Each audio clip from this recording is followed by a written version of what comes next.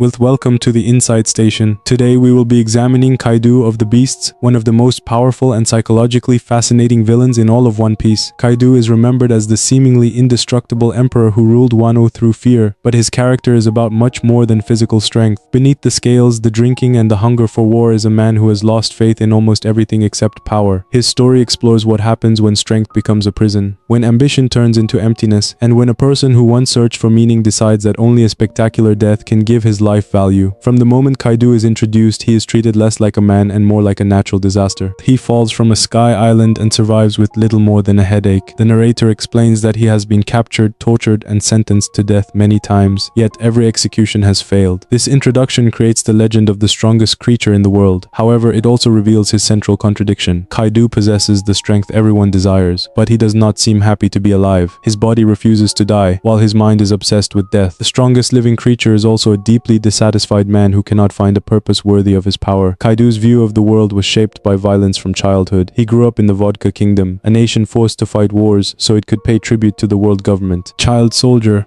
Kaido learned that human value was measured through usefulness in battle. When his own kingdom handed him over to the Marines for political gain, the lesson became even harsher.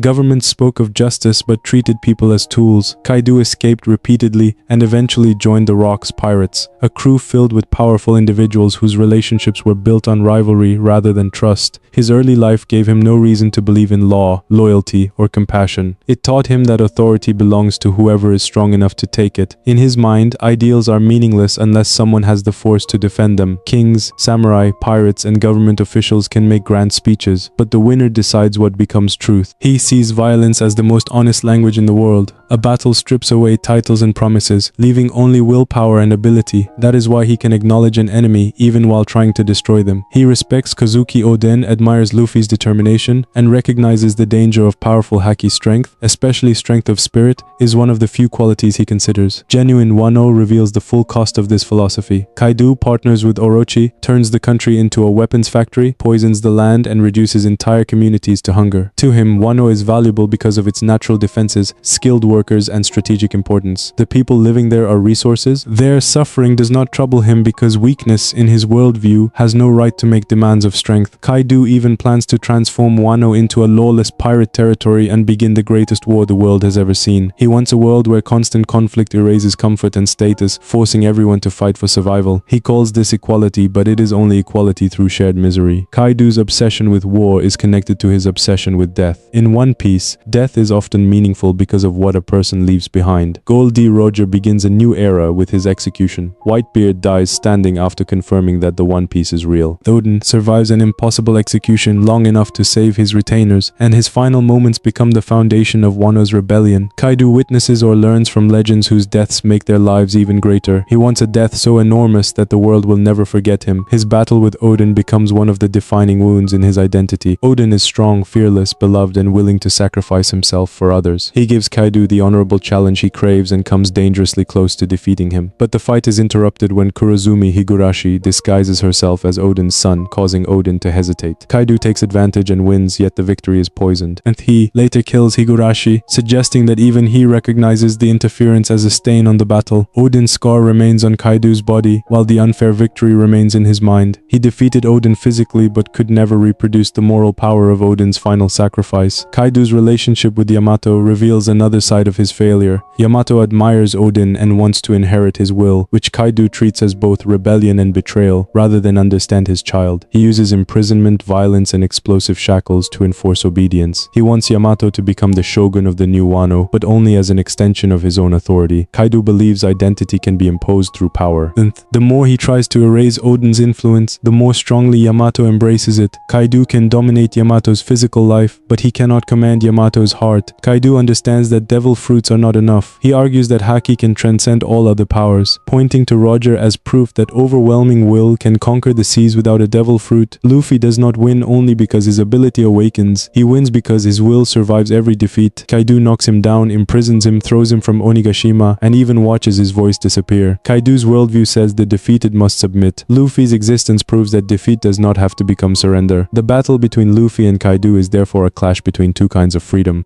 Kaido wants the freedom of the strongest, where no law or moral obligation can restrict him. Luffy fights for a freedom that allows people to eat, laugh, choose their future, and live without fear. Kaido's freedom requires subjects. Luffy's freedom creates companions. Kaido gathers an army through intimidation, artificial devil fruits, and broken wills. Luffy gathers allies by recognizing their pain and trusting their dreams. One man treats people as instruments, the other makes their struggles his own. Their different relationships with joy are just as important. Kaido laughs, but much of his world is built on false laughter. The failed smile fruits rob the people of Ebisu Town of the ability to express grief, forcing them to laugh even when they are suffering. Luffy's awakened form, by contrast, brings wild and contagious freedom. His heartbeat becomes the drums of liberation, and his laughter appears in the middle of impossible danger. Kaido manufactures smiles while creating misery. Luffy inspires real smiles by destroying oppression. In this sense, Gear 5 is not merely a stronger transformation, it is the direct answer to Kaido's entire world. Kaido's interest in Joy Boy reveals that some part of him once expected the world to change. His past suggests that he may have believed he could become the figure who would overturn the existing order. He eventually tells King that Joy Boy will be the person capable of defeating him. This statement is revealing because it makes Kaido both an obstacle and a judge. And if no one can overcome him, then perhaps the promised liberator is only a myth. If someone finally defeats him, that person proves the dawn is possible. Kaido positions himself as the wall history must break. Kaido chooses to enslave Wano, murder opponents, abuse Yamato, and profit from weapons that spread suffering far beyond his territory. His complexity comes from the way his trauma becomes ideology. He was used as a weapon, so he builds a society where everyone is a weapon. He was betrayed by political authority, so he decides all authority is hypocrisy. He learned that the powerful control the truth, so he dedicates his life to becoming too powerful to question. Instead of breaking the cycle that shaped him, he expands it across an entire nation. Kaido is ultimately a warning about strength without purpose. He possesses nearly everything a pirate might chase: a legendary crew, territory, wealth, influence, an overwhelming devil fruit, and unmatched physical power. None of it gives him peace. Because his identity depends on being unbeatable, he cannot form equal relationships or imagine a life beyond conflict. Every victory isolates him further. Every weaker person becomes either a servant or a disappointment. The title of strongest creature sounds like complete freedom, but for Kaido it becomes a cage. His defeat is fitting because Luffy denies him the death he imagined. Kaido does receive a world-shaking battle, but the emotional focus is not on glorifying his final moment. It is on freeing Wano, restoring its future, and allowing its people to eat and laugh again. Kaido wanted history to remember the greatness of his fall. Instead, his fall matters because of the lives that rise after him. The tyrant who believed power decided everything is defeated by a power connected to liberation, imagination, and joy. Kaido may be one of the strongest characters in One Piece, but his story proves that strength alone cannot create greatness. A meaningful life is not measured by how many people fear you, or how difficult you are to kill. It is measured by what your power protects, what your choices inspire, and what remains in the hearts of others when you are gone. Kaido spends his life searching for a legendary death.